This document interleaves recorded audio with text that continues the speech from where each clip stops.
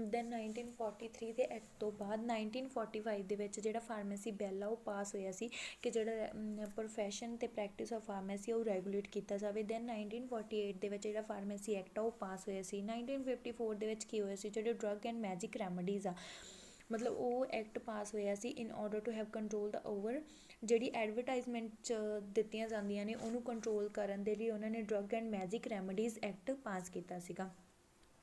Then 1955 ਦੇ ਵਿੱਚ ਉਹਨਾਂ ਨੇ ਕੀ ਕੀਤਾ ਸੀ, ਜਿਹੜੇ ਮੈਡੀਸਨਲ ਐਂਡ ਐਕਸੈਸਿਸ ਡਿਊਟੀਜ਼ ਆ ਉਹਨੂੰ ਇੰਟਰੋਡਿਊਸ ਕੀਤਾ ਗਿਆ ਸੀ। ਐਕਟ ਵਾਜ਼ ਇੰਟਰੋਡਿਊਸ ਇਨ 1955 ਦੇ ਵਿੱਚ ਉਹ ਇੰਟਰੋਡਿਊਸ ਹੋਇਆ ਸੀ ਅਤੇ ਉਹਨਾਂ ਨੇ ਕੀ ਕੀਤਾ ਸੀ, to regulate the use of alcohol ਮਤਲਬ ਉਹਨਾਂ ਨੇ ਇਹ ਐਕਟ ਕਿਉਂ ਬਣਾਇਆ ਸੀ, to regulate the use of alcohol in medicine and other preparation ਮਤਲਬ ਅਦਰ ਪ੍ਰੈਪਰੇਸ਼ਨ ਅਤੇ ਮੈਡੀਸਨ ਦੇ ਵਿੱਚ ਜਿਹੜਾ ਅਲਕੋਹਲ ਦਾ ਯੂਜ਼ ਆ ਉਹ ਹੋ ਸਕੇ। ਦੈਨ 1961 ਦੇ ਵਿੱਚ ਉਹਨਾਂ ਨੇ ਕੀ ਕਿਹਾ ਸੀ, ਜਿਹੜੇ ਹੈਲਥ ਸਰਵੇ ਆ ਅਤੇ ਪਲੈਨਿੰਗ ਕਮੇਟੀਜ਼ ਆ ਉਹਨਾਂ ਨੇ ਰੈਕਮੈਂਡਡ ਕੀਤਾ ਸੀ ਕਿ that is a necessity to bring a drug prepared according to the indigenous system of medicine also with the preview of the drug act. ਉਹਨਾਂ ਨੇ ਕੀ ਕਿਹਾ ਸੀ ਕਿ ਜਿਹੜੀ ਇਹ ਨਸੈਸਰੀ ਆ ਜਦੋਂ ਕੋਈ ਵੀ ਡਰੱਗ ਆਪਾਂ ਬਰਿੰਗ ਕਰਦੇ ਹਾਂ ਮਤਲਬ ਲੈ ਕੇ ਆਉਂਦੇ ਹਾਂ ਉਹਨੂੰ ਪ੍ਰਪੇਅਰਡ ਕਰਦੇ ਹਾਂ ਦੈਨ ਉਹ ਕੀ ਹੋਣਾ ਚਾਹੀਦਾ ਵਾ ਅਕੋਰਡਿੰਗ ਟੂ ਦਾ ਸਿਸਟਮ ਹੋਣਾ ਚਾਹੀਦਾ ਅਤੇ ਆਲਸੋ ਉਹਦੇ ਪ੍ਰੀਵਿਊ ਮਤਲਬ ਉਸਦੇ ਜਿਹੜੇ ਪਿਛਲੇ ਰਿਜ਼ਲਟ ਆ ਉਹ ਵੀ ਹੋਣੇ ਚਾਹੀਦੇ ਨੇ ਡਰੱਗ ਐਕਟ ਦੇ ਵਿੱਚ। ਦੈਨ 1985 ਦੇ ਵਿੱਚ ਉਹਨਾਂ ਨੇ ਕੀ ਕਿਹਾ ਸੀ, ਜਿਹੜੇ ਨਾਰਕੋਟਿਕ ਡਰੱਗਸ ਆ ਅਤੇ ਸਾਈਕੋਟ੍ਰੋਫਿਕ ਸਬਸਟਾਂਸ ਐਕਟ ਆ ਉਹ ਵੀ ਪਾਸ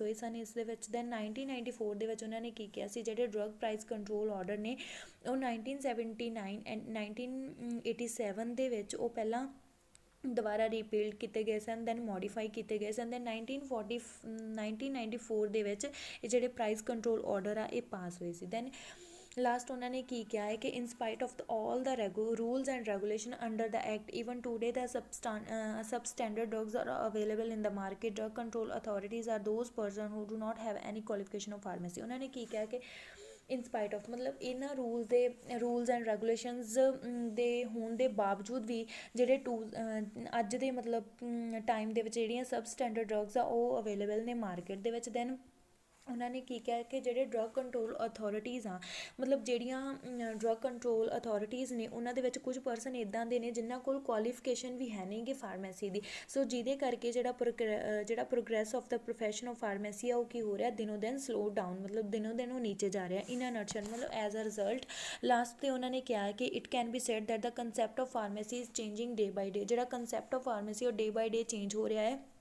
ਦੈਨ ਉਹਨਾਂ ਨੇ ਕੀ ਕਿਹਾ ਕਿ under the new education regulation it is expected that the pharmacist and the pharmacy will definitely develop in all accept. ਉਹਨਾਂ ਨੇ ਕੀ ਕਿਹਾ ਜਿਹੜੀ ਨਿਊ ਐਜੂਕੇਸ਼ਨ ਰੈਗੂਲੇਸ਼ਨ ਆ ਉਹਦੇ ਵਿੱਚ ਜਿਹੜੇ ਫਾਰਮੇਸੀ ਐਂਡ ਫਾਰਮਾਸਿਸਟ ਡਿਵੈਲਪਸ ਆ ਉਹ ਆਲ ਐਕਸੈਪਟ ਦੇ ਵਿੱਚ ਹੋਣੀਆਂ ਚਾਹੀਦੀਆਂ ਐਸਪੈਕਟ ਦੇ ਵਿੱਚ ਹੋਣੀਆਂ ਚਾਹੀਦੀਆਂ। ਦੈਨ ਉਹਨਾਂ ਨੇ ਕੀ ਕਿਹਾ quality of pharmacy will be better ਮਤਲਬ ਕਿ ਪਿਛਲੇ ਟਾਈਮ ਨਾਲੋਂ ਜਿਹੜੀ ਕੁਆਲਿਟੀ ਆ ਫਾਰਮਾਸਿਸਟ ਦੀ ਉਹ ਜ਼ਿਆਦਾ ਵਧੀਆ ਹੋਣੀ ਚਾਹੀਦੀ ਹੈ। ਅਤੇ enforcement of the drug legislation in a true sentence ਮਤਲਬ ਜਿਹੜੀ ਇਹਦੀ ਮੇਨ ਡੈਫੀਨੇਸ਼ਨ ਆ ਸਹੀ ਡੈਫੀਨੇਸ਼ਨ ਉਹ ਸਹੀ ਸੈਂਸ ਦੇ ਵਿੱਚ ਹੋਣੀ ਚਾਹੀਦੀ ਹੈ। ਅਤੇ ਦੈਨ ਤਾਂ ਕਿ ਜਿਹੜੀ ਪ੍ਰੋਗਰੈਸ ਆ ਇਟਸ ਨੋਟ ਕੁਐਸ਼ਨੇਬਲ ਮਤਲਬ ਇਹਦੇ ਵਿੱਚ ਕੋਈ ਵੀ ਕੁਐਸ਼ਨ ਦੀ ਗੁੰਜਾਇਸ਼ ਨਾ ਹੋਵੇ ਮਤਲਬ ਇਹ ਆਲ ਕਲੀਅਰ ਹੋਵੇ।